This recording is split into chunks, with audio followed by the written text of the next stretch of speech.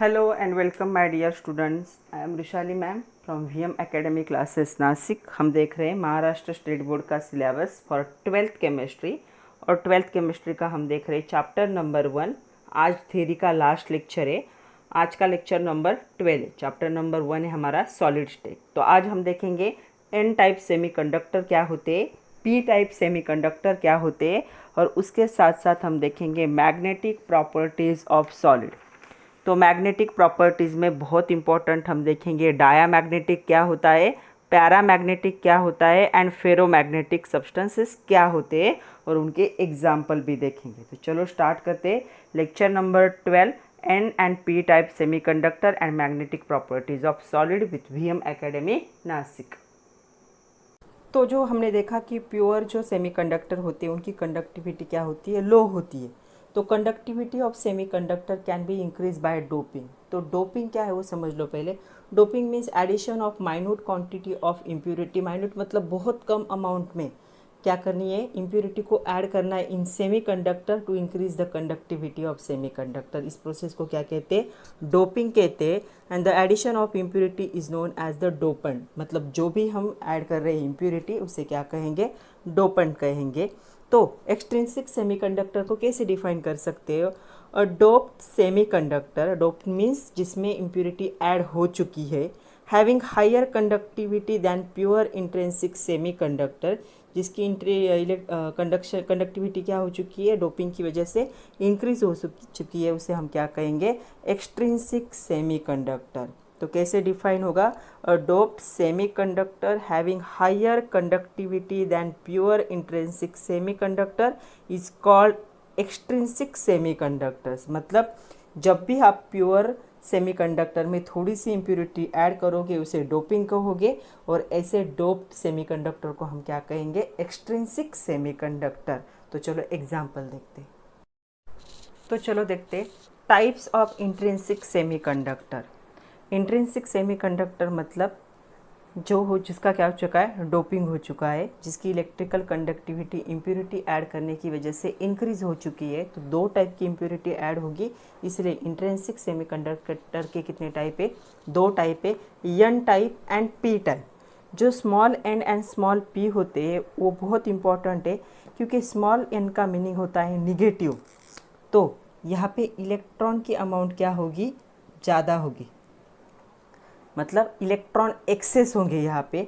और P type मतलब क्या होंगे, पॉजिटिव. यहाँ पे इलेक्ट्रॉन की अमाउंट लेस होंगी, मतलब इलेक्ट्रॉन डेफिशिएंट होंगे. तो यहाँ पे मैंने एक ड्रॉ किया है पीरियोडिक टेबल का ग्रुप नंबर 13, 14, 15. इससे मैं आप लोगों को अच्छे से एक्सप्लेन करूँगी कि एन टाइप कब बनता है और पी टाइप कब बनता है. आपकी बुक में डायरेक्ट दिया है, वो अच्छे से समझ में नहीं आएगा, तो ये अच्छे से समझ लो. तो हमें पता है जो ग्रुप 13 होता है उसे हम बोरॉन फैमिली भी कहते हैं. ग्रुप 13, 14, 15. तो ग्रुप 13 को बोरॉन फैमिली कहते हैं, 14 को कार्बन फैमिली कहते हैं और 15 को नाइट्रोजन फैमिली कहते हैं. तो ये जो होगा group 13, boron, aluminium, gallium, indium, thallium. 14 carbon, silicon, germanium, ये दोनों क्या है, सेमीकंडक्टर है. टीन, लीड, ये मेटल है. नाइट्रोजन नॉन मेटल है. Phosphorus, arsenic, antimony and bismuth. तो ये है. तो अभी देखो कब एन टाइप का सेमीकंडक्टर बनेगा और कब पी टाइप का सेमीकंडक्टर बनेगा, मैं आप लोगों को अच्छे से समझा देती हूँ.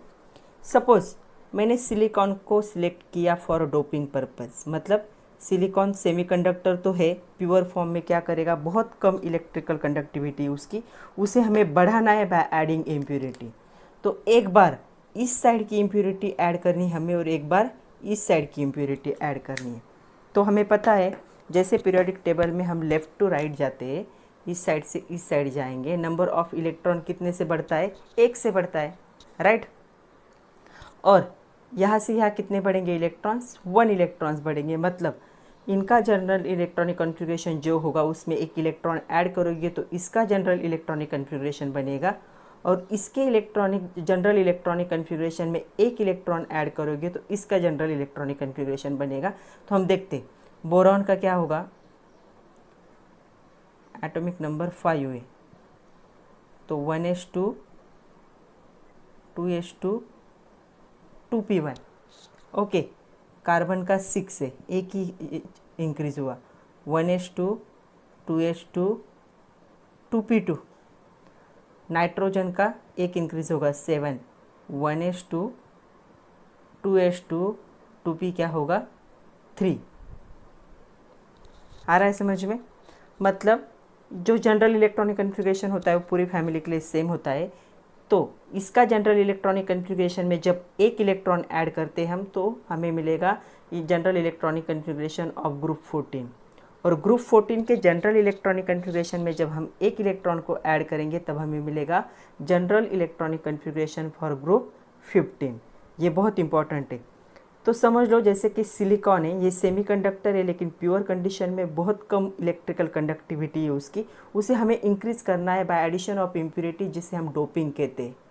तो जब हम उसमें ऐड करेंगे phosphorus as a impurity, silicon से फॉस्फोरस में इलेक्ट्रॉन क्या होंगे आउटर मोस्ट शेल में ज़्यादा होंगे, तो जब हम ऐड करेंगे group 15 element as a impurity in group 14 element, तब बनता है एन टाइप सेमीकंडक्टर। तो क्या होगा निगेटिव सेमीकंडक्टर, मतलब यहाँ इलेक्ट्रॉन्स ज़्यादा हो जाएंगे। इसके लास्ट सेल में 4 इलेक्ट्रॉन थे, इसके लास्ट सेल में 5 इलेक्ट्रॉन थे, 4 बॉन्ड फॉर्म के होंगे और एक क्या होगा वैकेंट रहेगा। मैं आप लोग को दिखाती हूँ कैसे। तो आपको क्या याद रखना है, when group 15 element is added as a impurity in group 14 semiconductor then it act as a N type of semiconductor. और जब हम इसमें 14 के ग्रुप में 13 का कोई इम्प्योरिटी को ऐड करेंगे तो इसका आउटर मोस्ट सेल में 4 इलेक्ट्रॉन है, इसके आउटर मोस्ट सेल में 3 इलेक्ट्रॉन से ये 3 बॉन्ड फॉर्म करेगा और ये जिसकी 4 बॉन्ड की ज़रूरत है। तो यहाँ पे 4 बॉन्ड फॉर्म होना पॉसिबल नहीं क्योंकि इसके पास 3 ही इलेक्ट्रॉन होंगे। तो एक इलेक्ट्रॉन क्या होगा यहाँ पे डेफिशिएंसी दिखाएगा, तो इसे हम क्या कहेंगे P type of semiconductor when group 13 element are added as a impurity in group 14 semiconductor. मतलब जब आप 15 को ऐड करते हो as a impurity in the 14 group तब एन टाइप का सेमीकंडक्टर बनेगा, और जब हम 13 के एलिमेंट को ऐड करते हैं as a impurity in group 14 element तब पी टाइप का सेमीकंडक्टर बनेगा। तो अभी देखते हैं कैसे। पहला टाइप देखते हैं एन टाइप ऑफ सेमीकंडक्टर। तो यहाँ पे मैंने सिलेक्ट किया है ग्रुप 14 में से सिलिकॉन और ग्रुप 15 में से फास्फोरस ले रही हूँ। दोनों का इलेक्ट्रॉनिक कन्फिग्रेशन मैंने यहाँ पे लिखा है।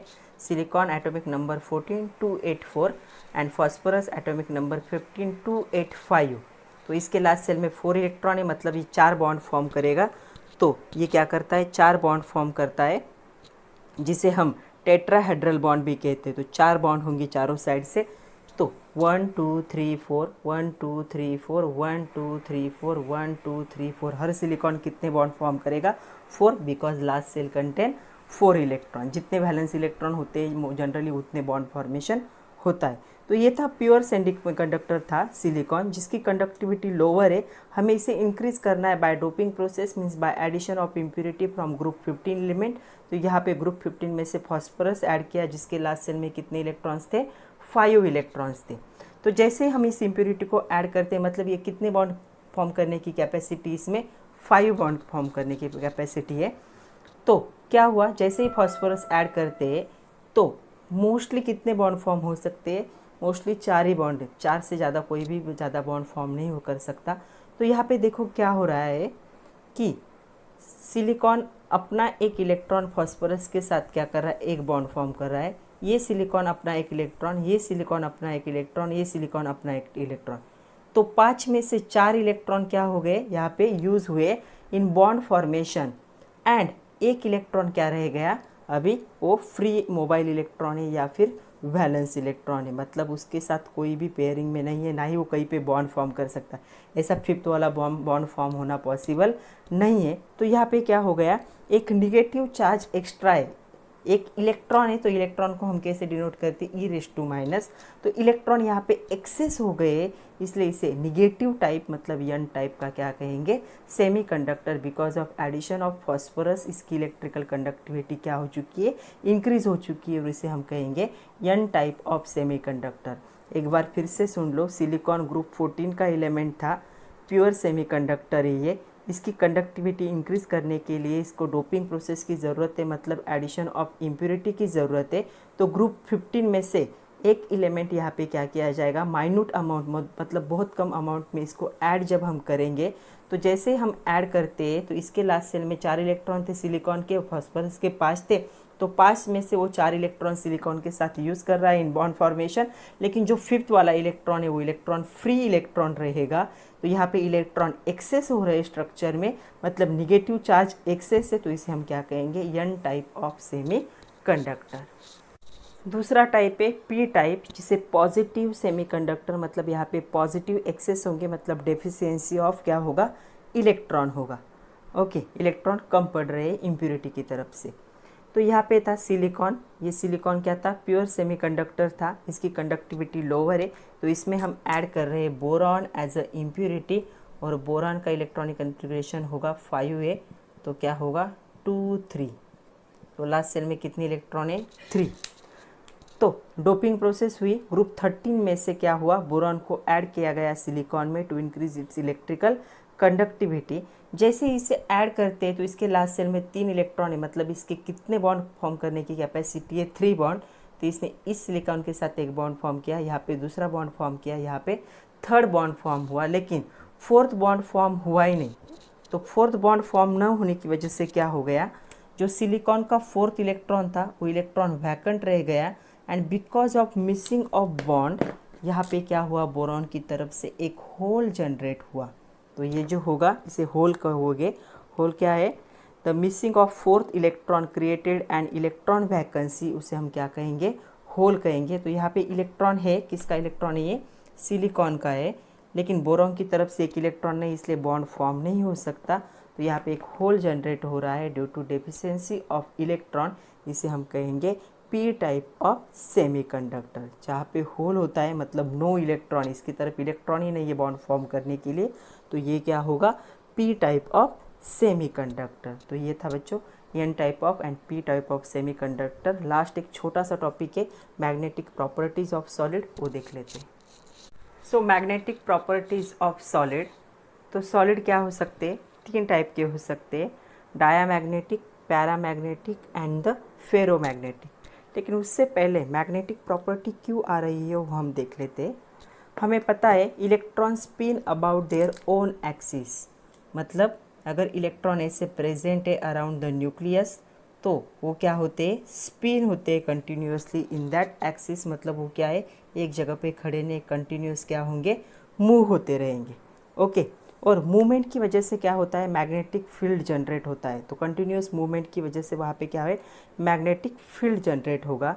अगर अनपेयर्ड इलेक्ट्रॉन है, मतलब सिंगल इलेक्ट्रॉन है, तो क्या होगा, ये मैग्नेटिक फील्ड क्या होगा, अनबैलेंस होगा, मतलब अनसाइड। हमें पता है कि अगर 2 इलेक्ट्रॉन होंगे तो एक इलेक्ट्रॉन को हम ऐसे लिखते और एक को ऐसे लिखते, मतलब दोनों का स्पिन क्या होगा, अपोजिट होगा। मतलब ये जो एक्सिस है तो एक इलेक्ट्रॉन ऐसे मूव होगा और एक इलेक्ट्रॉन ऐसे मूव होगा, दोनों अपने अपने क्या है, जो मूवमेंट है उसे क्या करते हैं, बैलेंस करते, अगर पेयर इलेक्ट्रॉन है।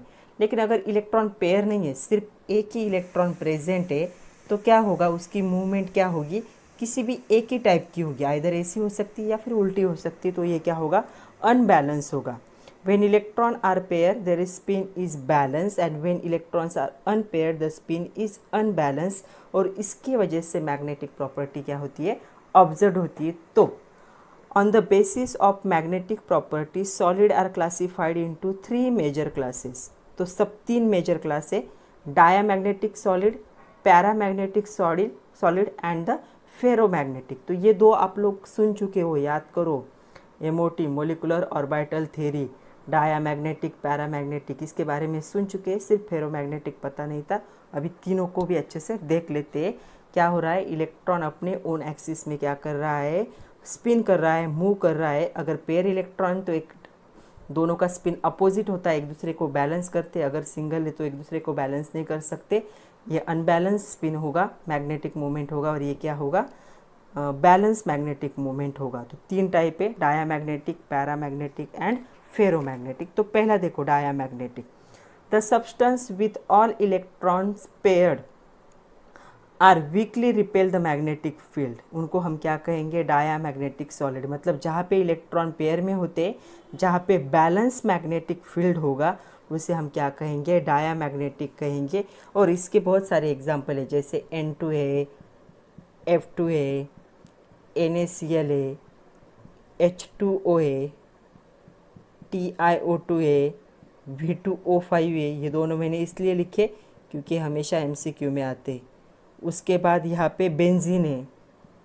तो ये सब जो होंगे मॉलिक्यूल्स, जो सॉलिड्स होंगे, कंपाउंड्स होंगे, they are diamagnetic in nature because they contain the paired electron. जो मोलिकुलर ऑर्बिटल इलेक्ट्रॉनिक कन्फिग्रेशन होगा, लास्ट सेल के इलेक्ट्रॉन क्या होते, पेयर होते, इसलिए क्या होंगे, वो डायामैग्नेटिक होंगे।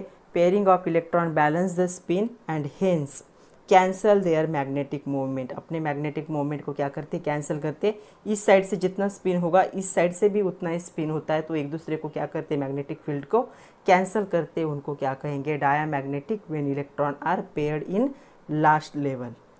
सेकंड है पैरामैग्नेटिक। पैरामैग्नेटिक कब होगा, ऐसी कंडीशन हुई तो the substance with unpaired electron are weakly attracted by magnetic field called as paramagnetic substance. The spinning of unpaired electron give rise to magnetic movement. तो यहाँ पे एक ही साइड से, कई इस साइड से होगा या इस साइड से होगा, एक ही मूवमेंट होगी तो मैग्नेटिक मूवमेंट जनरेट करता है।